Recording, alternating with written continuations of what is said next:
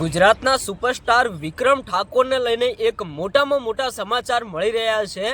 દર્શક મિત્રો, તમે આ વિડીયો ધ્યાનથી સાંભળતા જજો, કારણ કે આપણા ગુજરાતની અંદર અત્યારે હાલ તમે બધા જોતા હશો કે રાજકારણને લઈને, ચૂંટણીને લઈને માહોલ ખૂબ જ ગરમાયો છે।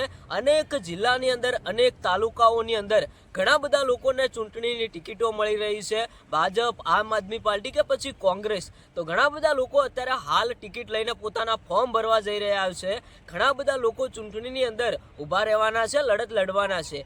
એવામાં ક્યાંક ને ક્યાંક તમે બધા જાણતા હશો કે ગુજરાતના સુપરસ્ટાર, એક સારા કલાકાર, ગુજરાતની અંદર નહીં પણ દેશ વિદેશની અંદર મોટું નામ એવા ગુજરાતના સુપરસ્ટાર વિક્રમભાઈ ઠાકોર અવનવાર મિત્રો મીડિયાવાળા વિક્રમભાઈ ઠાકોરને સવાલ કરતા હતા કે તમે રાજકારણમાં આવવા માંગો છો કે કેમ, અને તમને રાજકારણમાં આવવાનો મોકો મળે, તમે વિચારો કઈ પાર્ટીમાં તમે ઉભા રહો અને કઈ પાર્ટીમાંથી તમે ચૂંટણી લડો। તો વિક્રમભાઈ ઠાકોર વારંવાર એવું જ કહેતા હતા કે અત્યારે હાલ તો મેં કંઈ વિચાર્યું નથી, પણ આવનારા સમયની અંદર જ્યારે પણ મને ચૂંટણી લડવાનો મોકો મળશે, કે જ્યારે પણ હું વિચારીશ, ત્યારે હું એવી પાર્ટીની અંદર જોડાઈશ કે જે પાર્ટીમાં જોડાયા પછી સમાજ માટે હું કંઈ પણ સેવા કરી શકું, મારા સમાજ સાથે સાથે ગુજરાતના દરેક સમાજ માટે હું કંઈ પણ સારું કાર્ય કરી શકું, એ પાર્ટીની અંદર હું જોડાઈશ। તો અત્યારે હાલ તમે બધા જાણતા હશો કે અનેક જિલ્લાની અંદર ચૂંટણીઓની ટિકિટો વેચાઈ રહી છે, બધા લોકોને ટિકિટ મળી રહી છે। તો એવામાંથી ક્યાંક ને ક્યાંક ઘણા બધા લોકો કહે છે કે વિક્રમભાઈ ઠાકોર તમે પણ રાજકારણમાં આવી જાઓ,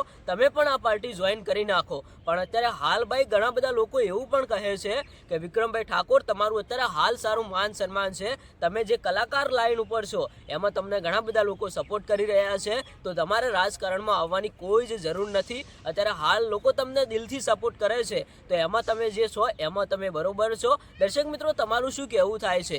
શું ખરેખર વિક્રમભાઈ ઠાકોરને રાજકારણમાં આવવું જોઈએ કે ન આવવું જોઈએ? અને જો કદાચ આવનારા સમયની અંદર તે રાજકારણમાં જોડાય તો તેમને કઈ પાર્ટીની અંદર જોડાવવું જોઈએ? તમે કોમેન્ટ કરીને જણાવતા જજો।